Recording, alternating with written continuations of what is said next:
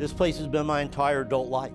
This is all I've ever really done since I got out of high school. I think it's kind of neat that generations have watched me on television as they grew up.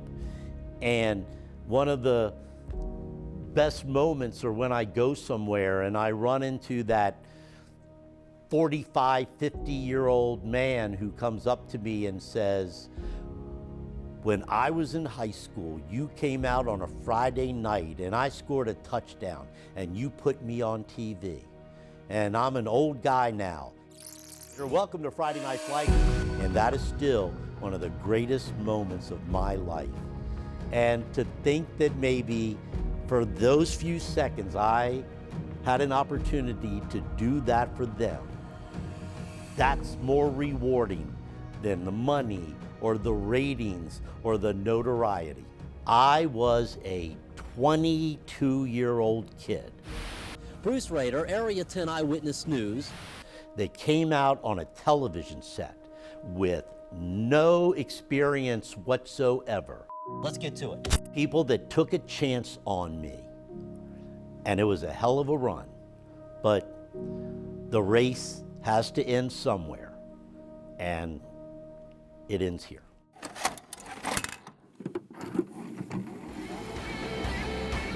Live from the Fox 43 studios, this is Sports Wrap with Bruce Rader. Hi everybody, I'm Bruce Rader. Welcome to the Fox 43 Sports Wrap. I grew up in the Washington, D.C. area, and my first year in college, I was working for ABC in Washington, and I wanted to be on TV, but I was like 20 years old, and I looked like I was 15, and there was no way I was going to be on TV in a big market like D.C. So a job opened up in Norfolk. So I came down here and I took it, and my first job was doing weekend sports. They paid me $50 a show, so I was making $150 a week and working 2 days. Well, then our Virginia Beach reporter got a job in Charlotte. So they needed a news reporter. So the news director came to me and he said, would you like to be the Virginia Beach reporter? And I thought, great, full-time job, I get benefits. He goes, but you still have to do the weekend sports. So I said, fine. So I worked 7 days a week, news reporter Monday through Friday. For those who know ballet, you'll be amazed at the professionalism displayed by these young dancers. For those new to the art, it's an outstanding opportunity for a delightful introduction. Bruce Rader, Area 10 Eyewitness News. Did the sports on the weekend.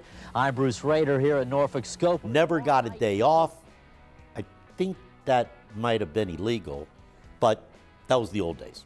And then I remember, January 1st, 1979, they made me the sports director.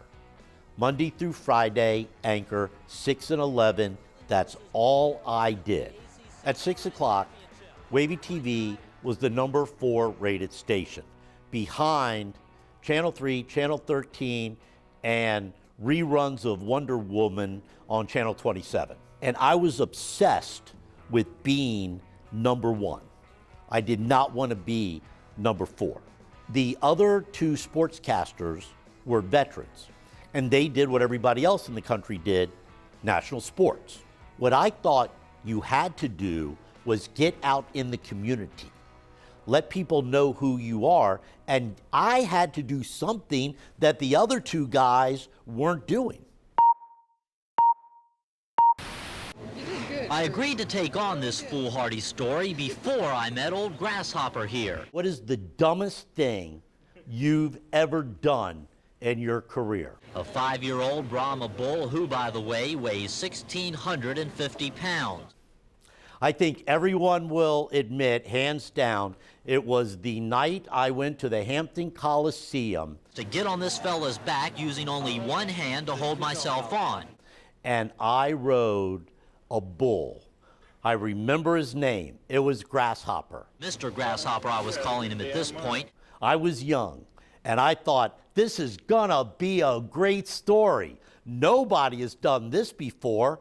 Well, of course they hadn't. I told the Cowboys I was ready, they let the gate fly, and I don't remember much of what happened until I hit the ground. So I rode that grasshopper, and he threw me off, and he kicked me on the way down, and the Cowboys said, when you fall off, run for the fence. To this piece of advice, I listened and obeyed. And I realized I couldn't pull myself up, and I was sure that old Grasshopper was going to be sticking those horns in my butt before I could get over the fence, but the clowns got him away. And I remember doing the closing stand-up with the Cowboys and shaking their hands. And when I did, I felt the pain in my arm, and I had come to the realization that I had torn every ligament in my right arm, and the bullet kicked me on the way down, and I had a massive bruise on my leg. And at that point I said, I love my job and I love the ratings, but you know what? I'll never do anything this stupid again.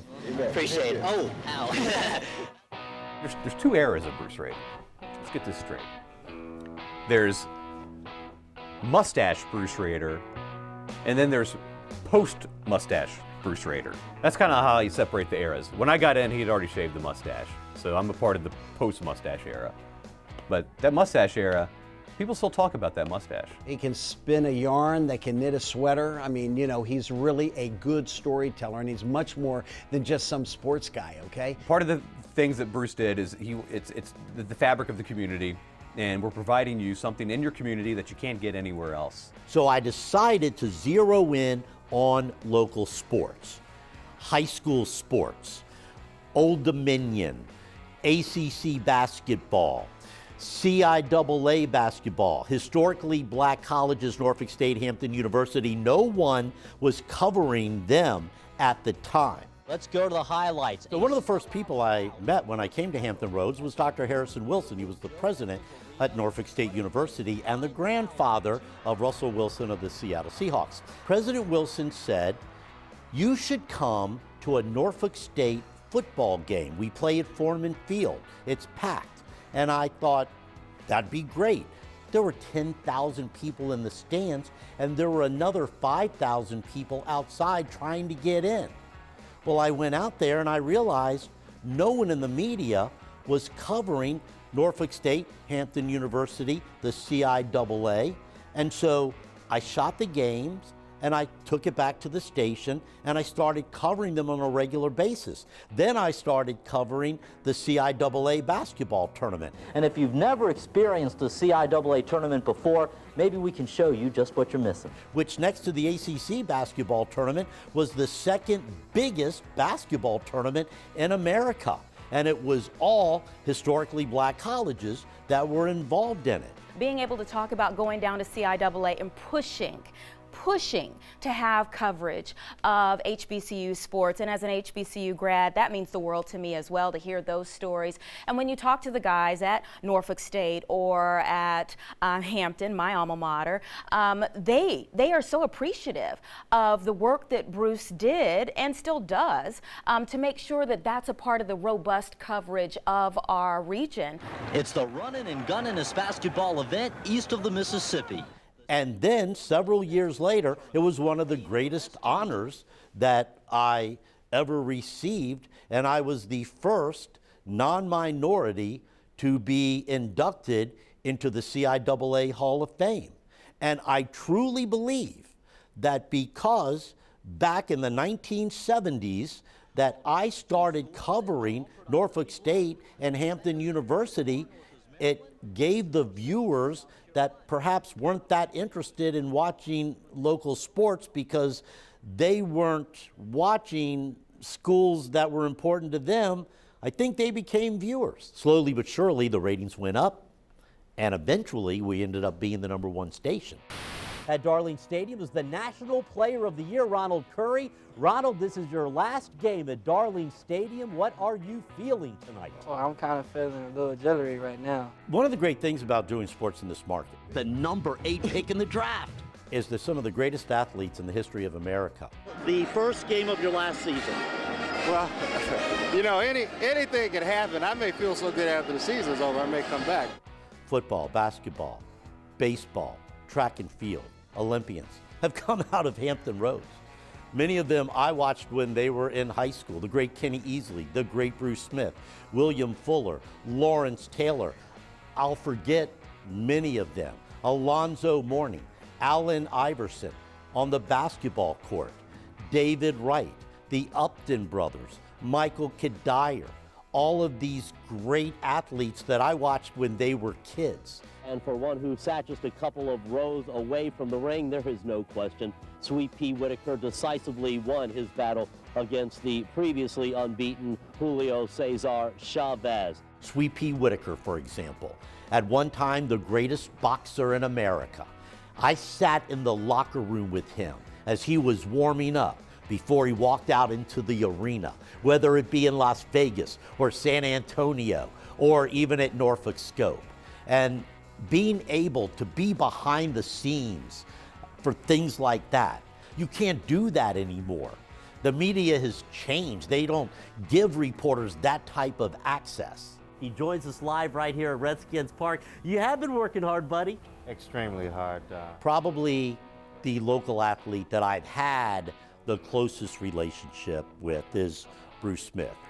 In my opinion, one of the greatest defensive players in the history of the National Football League. I followed him when he was a basketball player, Booker T. Washington High School, and then at Virginia Tech, and then all of his years through the NFL. You told me this summer how excited you were about signing with the Redskins. Is it everything you thought it would be? And then some. Well, I was a pretty driven guy, and I had my moments. Bruce Smith was not necessarily a very friendly guy to the media. Well, we had this very good relationship that had gone back for years. So I'd be in Washington and cover his games when he was playing there. And we'd go into the locker room after the game was over, and all the other media people were afraid to approach him at his locker. So he would go in and take a shower, and then he would come out. I would go up to him to say hi and generally do an interview with him. And all of the Washington media would run up behind me because they knew that if I was going up there to talk to him, that it was okay and that they could do interviews too. Bruce was this young, charismatic, energized sportscaster that was just so warm and genuine. His friendship has been invaluable. I would always give him a call and get advice from him. Anytime we had time to really just spend quality time with he and I away from the sports scene, we took advantage of it. Teamwork and experience are paying big dividends for the Vikings. Well, one of the things that I started doing when I was very young was to encourage young people to take internships. And I had interns, probably about 150 of them. These are internship applications. He kept them. He saved them all. See who we got. We got on the top, we have Scott Jackson. He's now the post-game show radio host for the Washington football team. There it says internship app, 1993. Chris Reckling. Have you heard of that guy? Live from Camden Yards is Bruce Rader. Bruce, can you describe the excitement there tonight? That's his internship application in 1986. Are you a citizen of the USA? He wrote Made in America.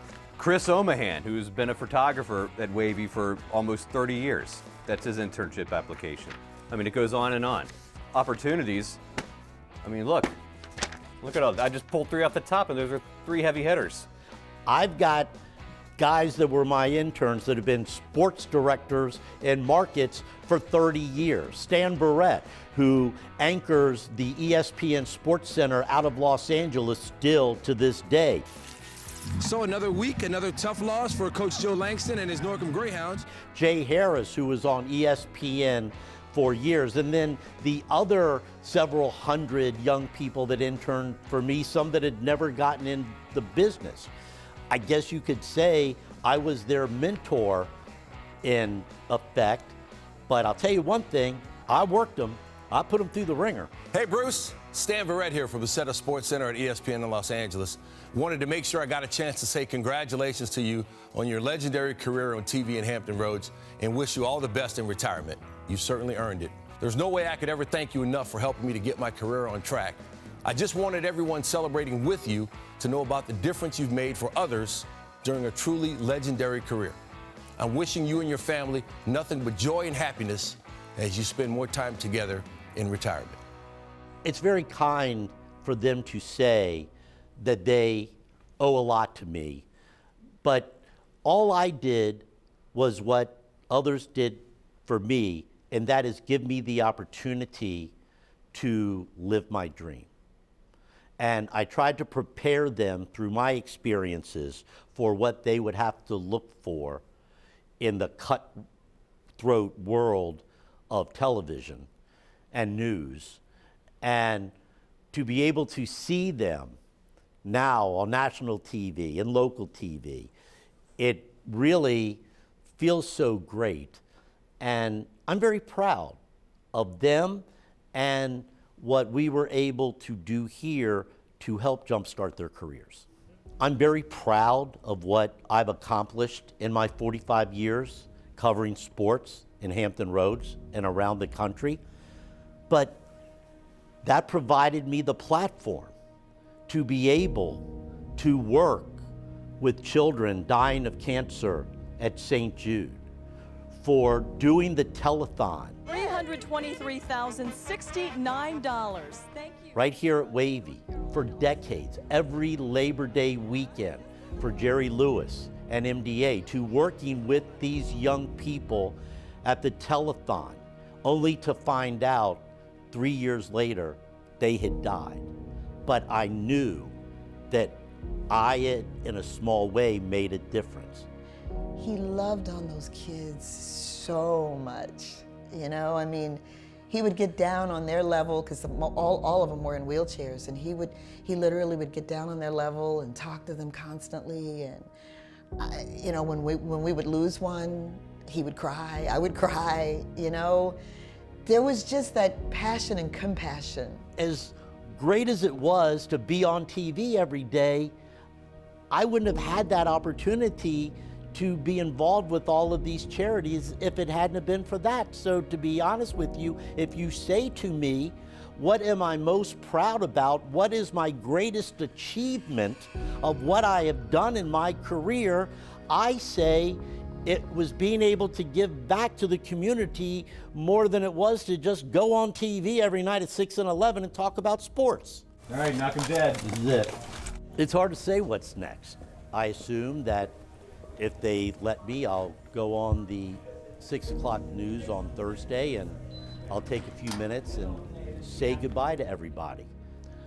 I have a wonderful wife, Virginia, who some people consider to be a saint, and I have 4 children. I have 16-year-old twin boys who are juniors in high school, who have grown up their entire life mostly without their father being there for dinner, without their father being able to go to their sporting events, go to the concerts after school. And they have grown to be the most precious things in my life and wonderful young men. And they have one more year before they go to college. And I want to spend that time with them. And I also have 3-year-old twins, a boy, Bryce, and a daughter, Haley. And I am going to be able to do things with them that I wasn't able to do with Reed and Alex. I've had my run. I've had my day in the sun. I've had the opportunity to live a life that most guys, if they could have done one of the things that I have done thousands of over the last 45 years, they'd be in heaven. Hey, I don't take for granted for 1 second the opportunities I've had, the people that I've met, the things that I have done, the people that I hope that I have helped, the charities that I have supported, the friends that I've made. I don't take that for granted at all. Is it going to be emotional? Sure. Is it going to be a big change? Yes, it is. But I've got a great wife. I've got 4 great kids.